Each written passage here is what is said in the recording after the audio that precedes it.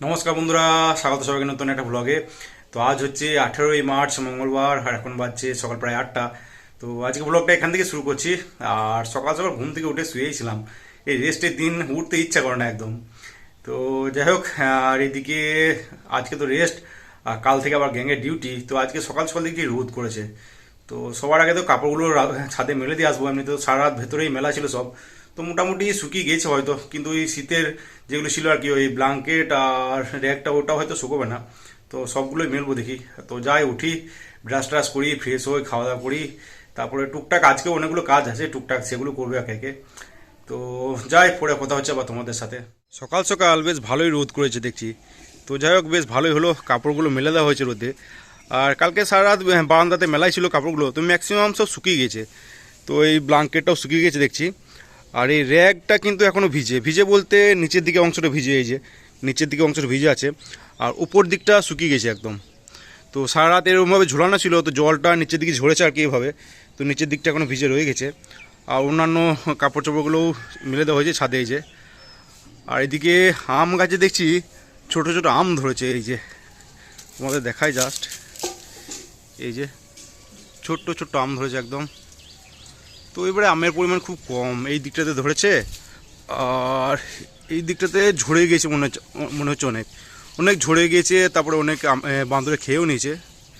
তো এই হচ্ছে ব্যাপার। আর এই দিকটা অনেকটা ফাঁকা হয়ে গিয়েছে এই দিকটা।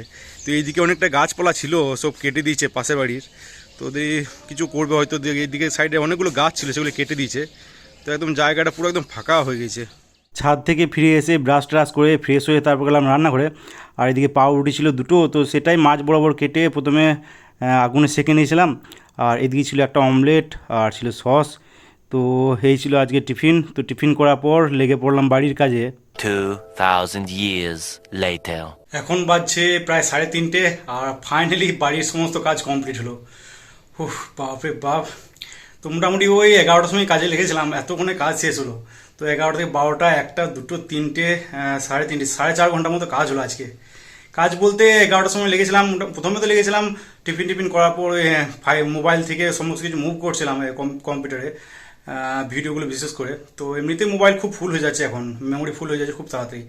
তো মুভ করতে অনেকটা সময় লেগেলো, তারপর আবার কম্পিউটার গোছালাম। তো এরকম করতে করতে তো 12টা বাজলো। তারপর শুরু হলো রুম পরিষ্কার করা।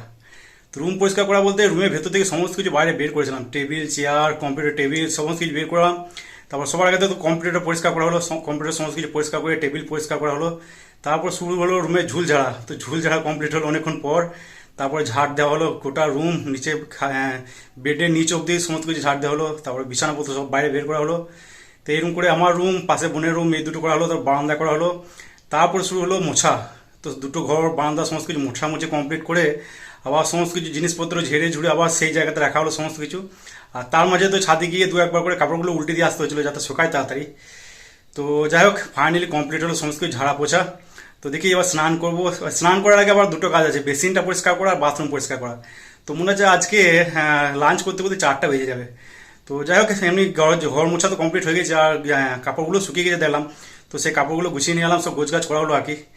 তো যাই ঝটপট পরিষ্কার পরিচ্ছন্ন করি, স্নানটা করি, তারপর লাঞ্চ করি। পরে আবার কথা আছে তোমাদের সাথে। সমস্ত কিছু পরিষ্কার পরিচ্ছন্ন করার পর স্নান টান সেরে যখন লাঞ্চ করতে বসলাম, তখন বাজছে প্রায় 4টা।